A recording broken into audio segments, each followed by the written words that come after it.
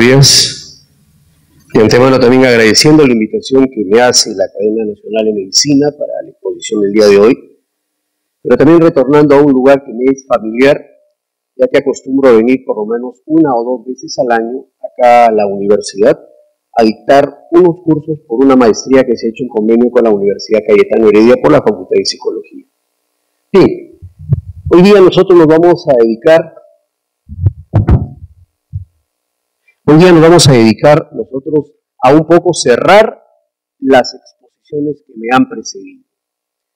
En una primera parte hemos visto precisamente aspectos epidemiológicos, también hemos visto aspectos neurobiológicos de un modelo que es el que habitualmente hemos nosotros, las personas que trabajan en el campo de adicciones, que utilizamos muy en especial cuando recurrimos a medicamentos, al uso de medicamentos, en la primera fase de lo que es desintoxicación, también en la llamada deshabituación y en la rehabilitación en el caso de ser necesario, porque existe usualmente la presencia de una patología asociada al problema del consumo que va a constituir lo que nosotros llamamos comorbilidad y que en el momento actual estamos observando precisamente no va el consumo puro, sino asociado a alguna patología de fondo o una patología que se exacerba en el consumo.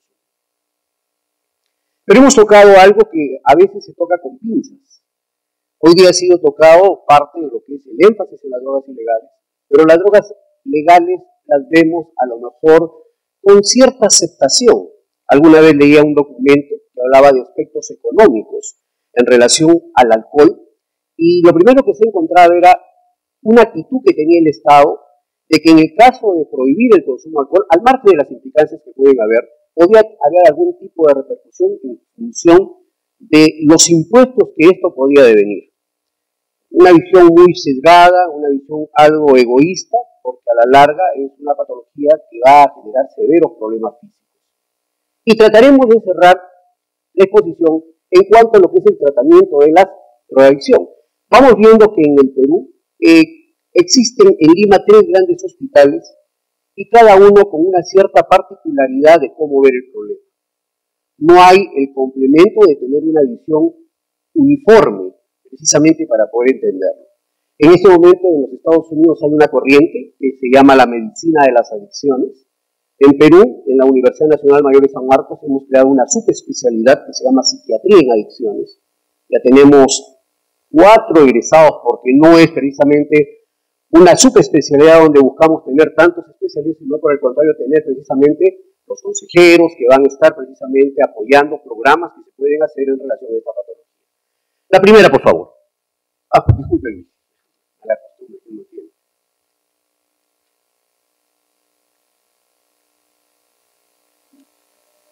Más o menos esta es la agenda. Es algo ambiciosa, trataremos de ir tocando algunos temas. Pero quisiera con ustedes compartir esta primera transparencia, porque si no de tanta teoría no vamos a poder pensar cómo le vamos a sacar provecho. José era un obrero de construcción civil de 55 años de edad que comienza a beber a los 13 años. Importante para poder recordar la primera exposición de cómo vamos viendo que el inicio del consumo se comienza a dar cada vez a edades más tempranas. En una revisión que estoy haciendo del Instituto, con el Instituto Nacional de Salud Mental, de lo que concierne al consumo de alcohol, voy observando que el inicio del consumo de alcohol se está mostrando en ese estudio a la edad de 11 años. Su padre, abuelo y 2 tíos eran bebedores excesivos de alcohol, lo que entonces ya nos habla de una carga probablemente genética.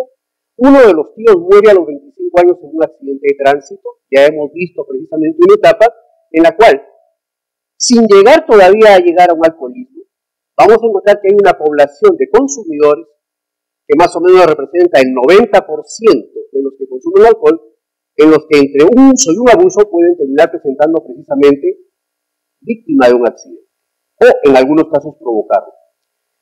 Su padre fallece en la cárcel cuando José estudiaba secundaria. Entre los 30 y 35 años pasaba por periodos de consumo controlado y consiguió mantener el trabajo y cumplir con sus responsabilidades familiares. Más tarde perdió varios trabajos en la construcción por no acudir al trabajo tras las borracheras de fin de semana. Se divorcia a los 42 años y abandona el contacto con su familia. Con frecuencia bebía en las mañanas para cortarla porque presentaba los muñecos. Es una jerga que muchas veces se utiliza en nuestro país y que esconde lo que se va a llamar el síndrome de abstinencia. Personas que después de una borrachera se comen el ceviche. Personas que después de una borrachera se toman un caldo de gallina, pero para sentarla, ¿qué se piden? Una cerveza. Entonces, esconden muy sutilmente algo que tienen de por medio. O de lo contrario, a escondidas comienzan a tomar cierta dosis de alcohol para poder mitigar justamente este problema. Como ha dicho Alfonso en su momento, y aquí podemos un poco incorporar los cambios en el núcleo, con las alteraciones del C-FOS, con las alteraciones del CREP, y esta última enzima que viene a ser, creo, la beta-hexa. Muy bien. Pensó en suicidarse en 2 oportunidades, pero tenía miedo. En 4 oportunidades recibe tratamiento en la unidad de desintoxicación del centro de salud más próximo y participa en un programa de tratamiento de 28 días.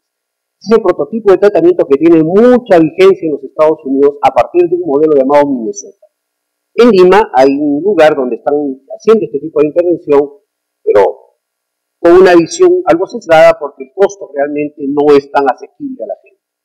Hace un par de semanas fue vista en la unidad de emergencia por presentar vómitos de sangre y dolor abdominal severo, y al poco tiempo de ser ingresado en la unidad de cuidados intensivos, padece un paro cardiorrespiratorio que le causa la muerte. No siguió la historia de Jelinek. Cuando Jelinek nos hablaba precisamente del alcohol, hablaba del inicio de un consumo y más o menos a la edad de 50 años habían los llamados problemas hepáticos y la persona moría por cirrosis. Esta persona se adelantó y no precisamente tuvo el problema de morir por un problema hepático, sino por el contrario, por un problema cardiorrespiratorio.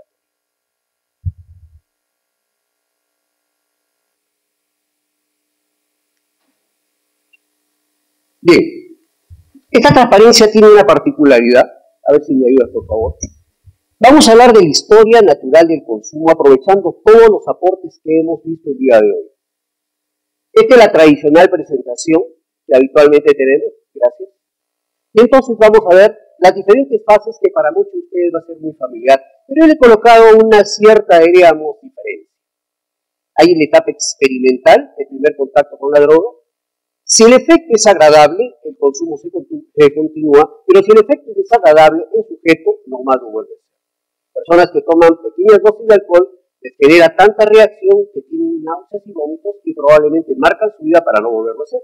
O cuando aquellos que fuman tabaco lo hacen de tal manera, vienen con un acceso de tos y no lo hacen. Pero esas son pequeñas cantidades de la población que lo experimenta. Porque el siguiente paso es seguir precisamente todo el proceso. Pasamos a la segunda etapa, la etapa habitual social, muy metida en la cultura. Los consumos de fines de semana para poder, diríamos, tranquilizarse del trabajo pesado de lo que se ha hecho en ella, o los estudiantes que encuentran precisamente una buena ocasión para poderlo hacer, con la particularidad que ahora hay la tendencia al llamado drinking, el consumo en atracón. Madrid es una ciudad muy singular, tiene la gran preocupación que los fines de semana, viernes o sábado, al siguiente día las plazas de la ciudad aparecen con botellas de Pepsi Cola o de Coca-Cola de 2 o 3 litros tiradas por el lugar. ¿En qué consiste el consumo? Los jóvenes van en las tiendas, compran la botella de gaseosa y seguidamente una botella de destilado, a lo mejor ron, a lo mejor whisky, a lo mejor coca, y vierten el contenido y hacen esos preparados, pero consumen de tal manera como que el siguiente día fuese el fin del mundo. Entonces tenemos que disfrutar ese momento para hacerlo. Y eso no está lejano porque es uno de los grandes problemas que tenemos en el momento actual. Me hace recordar en este momento el título de un libro que se dice Nadando con cocodrilos. En ciertos países africanos, los consumidores adolescentes de alcohol, luego que están embriagados, asumen un riesgo, meterse a los ríos donde existen cocodrilos. Solo lo hacen cuando están embriagados. Es un problema para ellos y hay un curioso documento que elabora precisamente esta experiencia. Seguimos en el consumo, ya los años han pasado y como dijo en este momento el doctor Zabaleta, se fueron generando los cambios cerebrales y el cerebro ya cambió. Ya hay una neuroadaptación instalada. Muy bien. Si vemos detenidamente el otro eje, vamos a ir viendo en el extremo lo que llamamos la alteración de la realidad. ¿Cómo es eso? Hablar de alteración de la realidad significa de que la persona está psicótica. Bueno, el consumidor a la larga casi muestra patrones psicóticos. ¿Por qué? Porque en ellos se comienza a visualizar un problema. Veamos arriba una palabrita. El self-awareness o conciencia del sí mismo. Con el consumo crónico, La conciencia del sí mismo va cambiando. La persona, en un primer momento, se da cuenta del riesgo, pero en esta etapa ya no. ¿Por qué razón? ¿Cómo era? ¿Para arriba o para abajo? A la derecha. Y entonces, vamos a poner una imaginaria línea que tiene una gran particularidad. Nos divide el consumo. Hacia la izquierda versus a la derecha. ¿Y a la izquierda qué hay? Cuando yo consumo, elijo. Cuando yo consumo, tomo decisiones en esta etapa. Por lo tanto, si yo no quiero consumir, no lo hago, pero si quiero consumir, lo hago. Todavía tengo esa capacidad. Pero como la neuroadaptación se fue dando, el delta FOS aumentó, el Krebs se alteró, y la última enzima que hoy día han mencionado también, entonces, ¿qué va pasando en las etapas que van de la etapa disfuncional a la dependencia? El consumo ya deja de tener la particularidad de ser una elección. El consumo se convierte en una necesidad. La explicación: los centros del placer que tienen como referencia las, digamos, necesidades, hambre, sed y sexo, que tienen que ver con la supervivencia, imaginariamente cuando la droga va provocando toda esa neuroadaptación, engaña al cerebro y aparece una cuarta necesidad. ¿Cuál es? La del consumo, de la droga que puede estar haciendo: alcohol, nicotina, marihuana, cocaína. Raro al inicio, y digo raro al inicio porque sucede que si bien el tiempo es un factor muy importante, también hay que tener en cuenta la frecuencia, porque vamos a encontrar gente joven que teniendo consumos más continuos termina presentando estos problemas.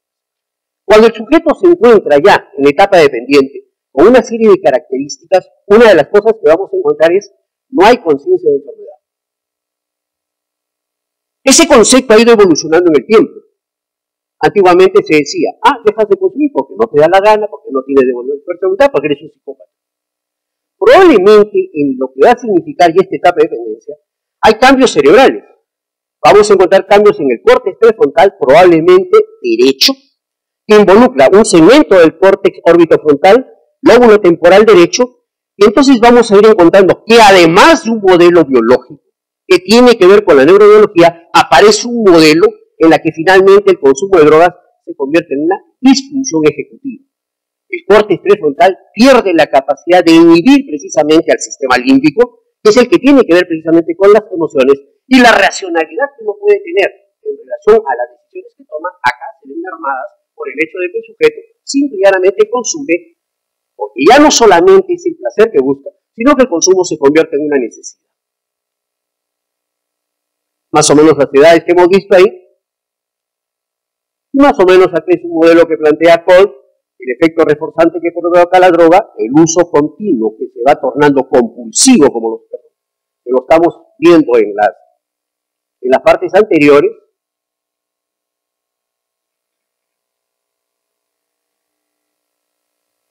Y finalmente, pues, se genera la dependencia, el dejar de consumir genera en el sujeto, ¿qué cosa? Una apetencia que hoy ha sido bien discutida, y entonces el sujeto, para recuperarse, vuelve al inicio del consumo en lo que vamos a llamar recaída. Importante, ya que hemos visto en el inicio, plantearnos estos conceptos. ¿Cómo diferenciamos el uso? ¿Cómo diferenciamos el abuso? ¿Y cómo diferenciamos la dependencia? En el uso, el consumo es suprarracional, relacionado con solo unos pocos acontecimientos sin producir dependencia. ¿Por qué? Porque el sujeto todavía elige. El sujeto tiene en su cabeza la decisión que toma, el costo-beneficio que ello puede implicar. En el abuso se va avanzando y entonces en el abuso ya se caracteriza por una continuidad en él, y aquí vamos a encontrar que se caracteriza por su cantidad, por la frecuencia y la situación o físico-psicosocial que se puede dar. Se comienza a tornar irresponsable en el trabajo, o a veces pueden haber, ¿qué cosa? Violencia doméstica. Finalmente, la dependencia, que se produce como consecuencia de repetidos abusos. Se habla de una CCCC, primera C, compulsión intensa; segunda C, consumo continuo; tercera C, incapacidad de control; cuarta C, consecuencias negativas. Y si le añadimos los cambios neurobiológicos, tolerancia y síndrome de abstinencia. ¿Qué cosa viene a significar ya cuando hablamos del paso del abusador a dependiente? Un patrón desadaptativo. Encontramos el consumo recurrente que lleva a tener estas consecuencias en el sujeto, Pero cuando hablamos de la dependencia, ya hay aspectos conductuales, cognitivos y fisiológicos involucrados. Hay tolerancia, hay abstinencia, hay un deseo persistente y la pérdida de control que nos dice que el córtex prefrontal ya no está cumpliendo la función inhibidora que tiene sobre él. Me hubiese gustado hablar un poco de los diagnósticos, pero voy a tocar simple y llanamente lo que plantea un sistema de que nosotros diagnosticamos en psiquiatría llamado DSM. 4, 5 es lo último. En el 4, 2 trastornos distintos, el abuso del alcohol y la dependencia del alcohol, con criterios específicos para cada uno. Para el abuso, 1 o más criterios en el periodo de 12 meses. Y para la dependencia, 3 o más. Pero en este último caso ya hay tolerancia y síndrome de abstinencia. Pero cuando hablamos del DSM-5, es aquí donde entonces comenzamos a tener un problema. El DSM-5 ya no habla de la tradicional ni dependencia psicológica, ni dependencia física, sino comienza a enfatizar qué cosa, el trastorno por consumo de alcohol, y aquí vamos a tener 2 de 11 criterios en 12 meses, y hace mucho énfasis en el grado de consumo, leve, moderado y severo. Y en el severo va a involucrar lo que nosotros conocemos con el nombre de dependencia, con las características que hemos ido mencionando. Entonces, ¿qué hacer? Entonces, si bien el consumo implica cómo el individuo precisamente se afecta, pero la gran repercusión que tiene sobre la sociedad, entonces veamos cuáles son los ojos de la salud pública para abordar este problema. Las metas principales serían del llamado bebedor en riesgo o el dependiente de alcohol y la intervención rápida que vamos a llevar a cabo. ¿Y qué vamos a hacer? Primer objetivo, reducir el consumo de alcohol a niveles de bajo riesgo. No me he equivocado en ese comentario. Y fomentar el no consumo de la abstinencia en las personas que dependen del alcohol.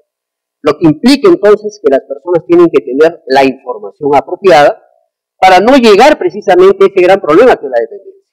Ese es un problema un poco complejo, porque no solamente le va a corresponder al sector salud, sino va a tener que implicar otros ámbitos para poder realmente tener medidas apropiadas para poder evitar y proteger a la población. ¿Qué hago yo para poder detectar a un bebedor problema y a un bebedor de riesgo? Entonces comenzamos con preguntas como aquella. Pregunta única, ¿con qué frecuencia usted ha bebido 5 tragos o también llamadas unidades de bebida estándar o más en una sola ocasión? Caramba, ¿qué hago? Pero yo le tengo que enseñar a calcular la cantidad de gramos. Y entonces digo así, una botella de cerveza grande tiene 625 centímetros cúbicos. Además, en la botella de cerveza va a aparecer un factor que dice concentración del 5%, es más o menos la cerveza peruana.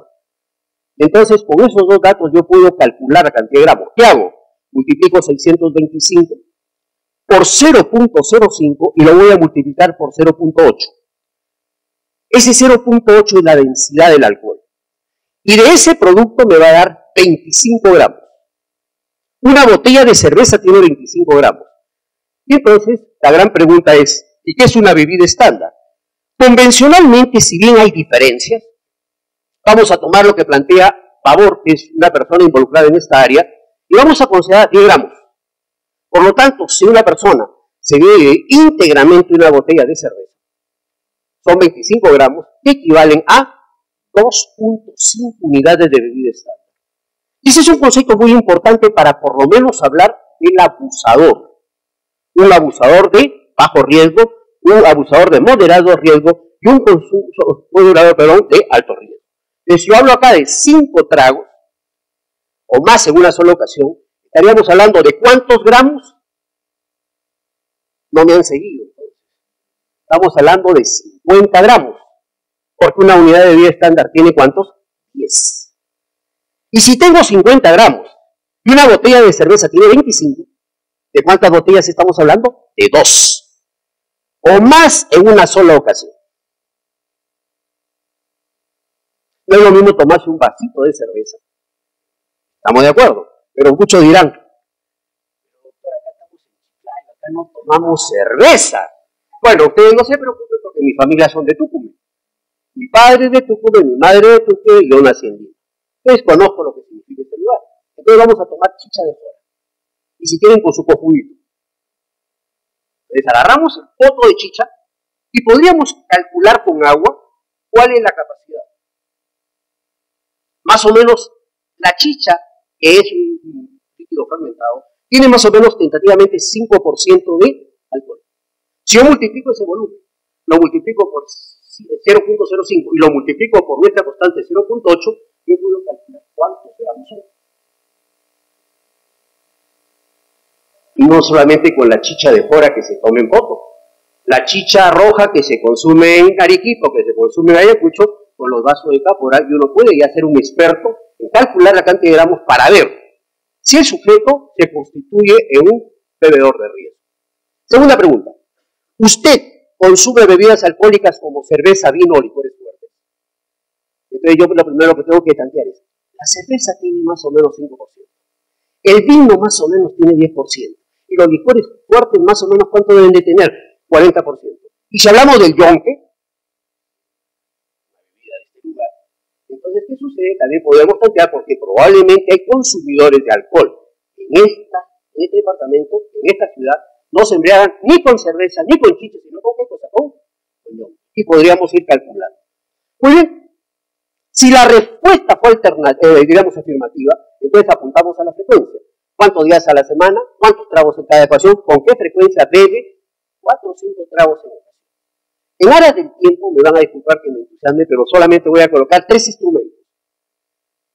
1, 4 preguntas. Una pregunta positiva, no problema. 2 preguntas positivas, 3, ajá, y 4, tienes problema. Muy simple, que se puede hacer simple y llanamente en, se va a un centro de salud, un hospital, o se va a un hospital de mayor, diríamos, complejidad, y se hace un tamizaje. Segundo instrumento, el inventario de trastornos en el consumo de alcohol, más conocido como el nombre de Audi. Es un referente bien interesante. Son 10 preguntas, punto de corte, el total es 40, el punto de corte es 20. Veremos después cómo le voy a sacar utilidad. Y el EVA, que también es otra escala que puede ser utilizado para el diagnóstico. Bien, ¿qué cosa buscamos nosotros en este momento? La detección precoz. La detección es el primer paso en el proceso de abordaje de riesgo. La segunda, identificar a las personas cuyo consumo de alcohol puede poner en riesgo la salud. Y la tercera, ubica a aquellos que están experimentando ya problemas relacionados con el alcohol que impliquen la dependencia. Cuando uno aplica precisamente el Audi, los puntajes le ayudan. Si el puntaje va de 0 a 7, él no tiene problemas. Y por lo tanto lo colocamos en la zona 1. Pero no significa que porque no tengas problemas, tengamos que utilizar la típica respuesta que utilizamos los médicos. El paciente viene con una crisis de angustia. Lo examinamos físicamente. Presión normal, no hay taquicardia, no tiene, ¿qué le dice? No tienes nada. Y después se vuelve a repetir el episodio. ¿Y qué le decimos? No tienes nada. No, acá no podemos decir que no tienes nada. Lo primero que hacemos es, si el puntaje va de 0 a 7, lo tengo que educar. Para que no esté pensando que cada vez que se toma un ceviche se tenga que tomar una cerveza. O cada vez que juega pelota se tenga que tomar 2 chelas. Hemos permitido que la industria del alcohol se involucre de tal manera que ante un sujeto que tiene deshidratación por haber practicado la partida deportiva, toma alcohol, se bloquea la hormona antidiurética y termina deshidratando. Y nadie le hace caso. Si el puntaje va de 8 a 15, utilizaremos consejería simple. Si va de 16 a 19, se pueden utilizar esas 3 herramientas. Si va de 20 a 40, lo derivaremos al especialista. Lo ideal es que podamos hacer ciertas intervenciones a nivel de lo que es atención primaria. Y entonces, vamos a diagnosticar. Utilizaremos los sistemas de diagnóstico. Yo no soy psiquiatra, muchos dirán, pero en cambio, ¿qué puedes utilizar? 6 y 10. Distinguir entre bebedor moderado, consumo de riesgo, consumo perjudicial y alcoholismo. Bebedor moderado tiene más o menos los siguientes estándares. Menos de 40 gramos por día en el varón. ¿Cuánto representaría? Una cerveza 3/4. Y 24 gramos por día en la mujer, que representaría casi ¿qué cosa? Una botella. Bebedor moderado. No queremos que vaya a más, tenemos que informarle los riesgos. Cantidades mayores que no provocan problema en los individuos es lo que vamos a llamar consumo de riesgo. Cuando decimos no provocan problema, ya es algo que aparentemente el sujeto no toma en cuenta. Muy bien, no tengo problemas, pero puede ser que tenga tan mala suerte que voy caminando borrachito y ¡pum! Me caigo al piso. y me caigo todavía de cabeza, como alguna vez vi una propaganda en el centro de Lima, a donde Miraflores, una borrachita se cayó veces de cabeza. Si esto es repetitivo, negocio para los neurocirujanos, porque van a tener que drenar, ¿qué cosa? Hematomos subdurales. Nadie quiere llegar a eso, pero se va a ir dando. Consumo perjudicial ya implica problemas físicos o psíquicos, y el alcoholismo sinónimo de dependencia. Son 4 marcadores que a veces utilizamos los alcohólicos, las personas que trabajamos en esta área. Ya me contagié, ya. Bien. Alcoholemia. El único momento que la alcoholemia se utiliza es cuando el sujeto, luego de cometer un accidente, es llevado a la policía, o al RIMAC, o a la avenida Aramburú. Y son los policías los que van a tomar la muestra de sangre y van a determinar el nivel de alcoholemia. Desconozco si en los hospitales generales se hace, pero como esto tiene implicancias legales, tiene más tendencia a ser ¿dónde? En estos lugares. Otro marcador que es inespecífico es la gamma-glutamiltransfectidasa, que habla de una actividad hepática normal, la cual va a incrementarse en la medida que hay consumo y en la cual va a disminuir cuando se va reduciendo. El volumen corpuscular medio, que resultado de una gastritis va a llevar nada menos ni nada más a un problema de absorción y vamos a terminar con una anemia macrocítica y el volumen corpuscular medio alto ya nos da un indicio. Y un cuarto marcador que dicen que es el más, diríamos, sensible, pero que desgraciadamente no lo he podido nunca pedir porque en Lima, el único lugar que lo tiene, que es una clínica privada, ni siquiera sabe para qué sirve. Y menos voy a hacer, demandarlo, a gastar y ni siquiera me da los valores que a mí me interesan. Interesante también tomar en cuenta el síndrome de abstinencia. Pues hablamos de uno leve, de inicio de 5 a 24, acné de 2 al tercer día, hiperactividad autonómica, insomnio y síntomas de ansiedad. Lo más severo es delirium tremens. Una patología que tiene que ver con un síndrome de abstinencia severo, que lo que me interesaría de ella es recordar la mortalidad, aún en el siglo XXI, del 5 al 15% en los casos que no se tratan y del 1% en los sujetos que reciben tratamiento. Miren los riesgos que pueden haber. Recordemos de que quien muere en delirium tremens fue Toulouse-Lautrec, un sujeto que tenía osteogénesis imperfecta, vivía en París, le fascinaba pintar, se iba al barrio latino, se iba a lugares medios oscuros, igual que Humareda, y tomaba y tomaba y tomaba, y simplemente un día abrupto deja de consumir, hace un síntoma de abstinencia, pero tuvo la desgracia de hacer el severo, en una época en que no se contaba con el avance de la medicina y el sujeto se terminaría muriendo. Es un flujo de atención que es importante integrar todo lo que he ido mencionando. Llega el paciente, se capta, se identifica, se utilizan los instrumentos, lo puede hacer el enfermero, el odontólogo, el obstetriz, y de acuerdo a cómo va evolucionando el paciente, voy aplicando psicoeducación, consejo simple más intervención breve, o lo derivo precisamente a un nivel de mayor complejidad. Les recomiendo que lo revisen, lo hemos hecho con más detalle también. Acá se están utilizando los llamados criterios que estoy utilizando en la guía precisamente el Ministerio de Salud para hacer las derivaciones correspondientes, y cómo actuar cuando nos encontramos frente a una abstinencia de alcohol. Nos llega el paciente, muy bien, vamos a hacer historia, tenemos que hacer un examen físico, le vamos indagando si existen síntomas visibles de que puede estar embriagado, el aliento alcohólico es característico, y haremos dentro de las muestras de sangre fundamentalmente glicemia, porque yo tengo que hacer un diagnóstico diferencial ¿con qué? Con una hipoglicemia, parece que estuviese borracho, pero no ha consumido alcohol, y los niveles de alcoholemia que pueda tener. Podemos utilizar nuestros instrumentos de valoración y recurrimos al diagnóstico. Entonces, de acuerdo a el tipo de síndrome de abstinencia, en el primer caso, leve, tiamina intramuscular, dosis única, hidratación oral y lo observamos. Si se acuerda de nuestra familia estando en ese estado, nunca me voy a olvidar cuando estoy internado, cada vez que llegaba un borrachito a la emergencia, todos los médicos asistentes se escapaban, y de Yapa también los residentes. Entonces los internitos teníamos que atenderlos al paciente. Teníamos que hablar con él, soportar un poco el aliento y a veces la majadería que tenía. Entonces en este tipo de pacientes es recomendable, pues, de ser así, tener un ambiente un poco aislado para que le vaya pasando la mona. Luego que ya le pase, se va a preguntar, ¿qué estoy haciendo acá? Con el argumento que ha tenido un palincesto a lo mejor. Si es moderado, algo parecido, pero vamos a recurrir al uso de benzodiazepinas, que por tolerancia cruzada son los medicamentos de primera elección para poder trabajar acá. Podemos hacer complementos. Y el síndrome de abstinencia grave, que ya lo haremos en un sistema de mayor complejidad. Importante la deshabituación, superado precisamente la primera etapa. ¿Qué cosa es lo que busca la deshabituación? El tratamiento con fármacos anti-craving o disuasivos. En el año 73, que estaba por acá de vacaciones, mi tía me dice, por favor, sobrino, quiero que vayas a la farmacia y me compres tal cosa. Todavía no estudiaba medicina, entonces ingenuamente voy a la farmacia a pedir lo que mi tía me decía. ¿Qué cosa le había comprado a mi tío? Había comprado Bucetal. Y como mi tío era empinado al codo, entonces cada vez que la tía sospechaba que iba a tomar, molido se lo daba en la comida. Entonces el pobre hombre salía, se tomaba el primer trago, ¡uf! Una sensación desagradable de esa reacción antabuce que se iba dando. Y es justamente lo que vamos a ver a continuación. ¿Para qué utilizamos la deshabituación? Para evitar la recaída por consumo compulsivo. Hay 2 medicamentos. El segundo no lo encontramos en este país y podemos recurrir incluso al disulfiram, que puede ser una buena opción para poder trabajar con él. Acá vemos cómo el trabajo que hace el disulfiram produciendo inhibición de la dihidrogenasa y el acamprosato antagoniza un receptor que es el de glutamato.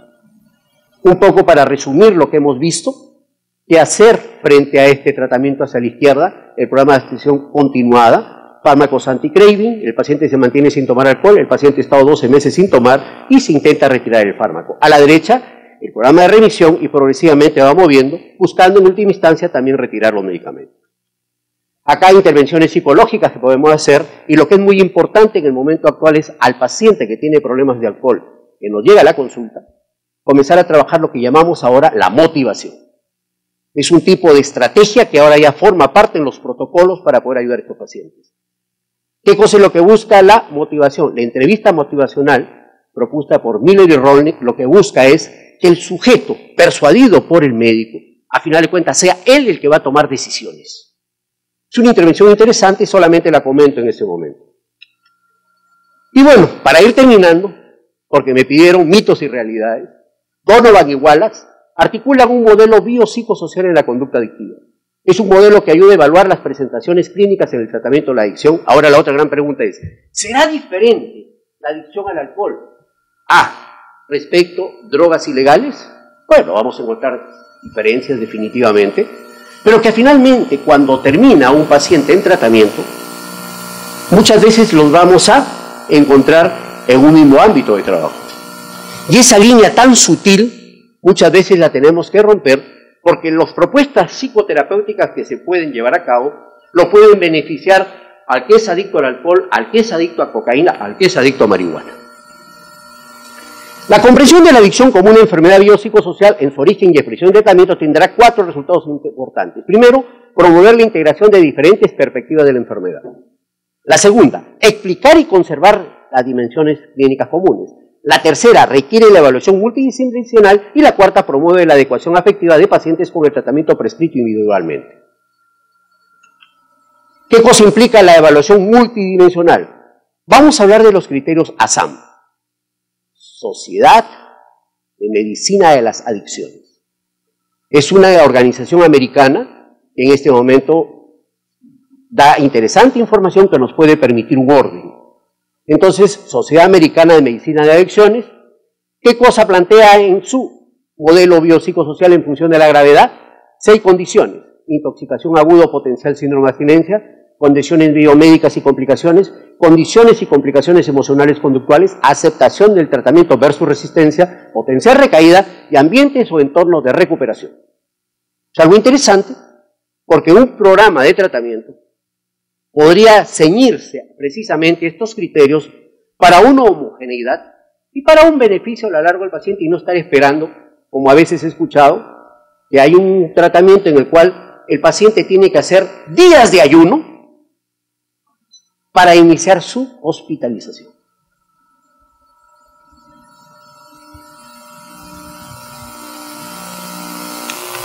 Y entonces estos son los niveles que plantea ASAM.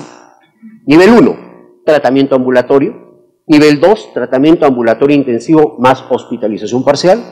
Nivel 3, tratamiento hospitalario intensivo con seguimiento médico. Nivel 4, tratamiento hospitalario intensivo medicamento. Hay un modelo interesante que se llama modelo Matrix, que en función de estas propuestas trabaja fundamentalmente el nivel 1, que es el nivel, 2, que es el nivel que tiene que ver con el tratamiento ambulatorio intensivo. Para terminar, cuando hablamos de modalidades de tratamiento, tomamos en cuenta modalidades biomédicas, en las que fundamentalmente, ¿qué trabajamos? Desintoxicación, deshabituación específicamente con medicación anti-craving. Las modalidades de tratamiento psicológico que van desde la llamada consejería de la adicción a modalidades ya de tratamiento. El doctor Saúl Peña hoy día estaba presidiendo la mesa y nos ha dejado un material desde los ojos de quién, del enfoque psicodinámico para poder precisamente enfrentar el problema. Si bien no es precisamente el que en este momento está más en boga, es la terapia conductual cognitiva, justamente en el lugar donde yo trabajo se utiliza esta propuesta, incluyendo psicoterapia también orientada al insight, pero ya es otra propuesta, terapia aversiva y entrenamiento en autocontrol conductual.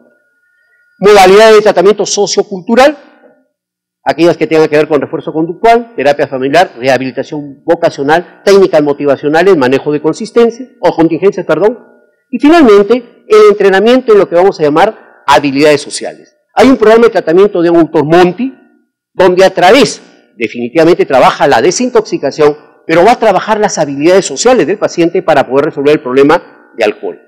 Pero también tenemos técnicas de prevención de recaída, programas de autoayuda, programa de los 12 pasos, terapia de aversión química. Muchas gracias.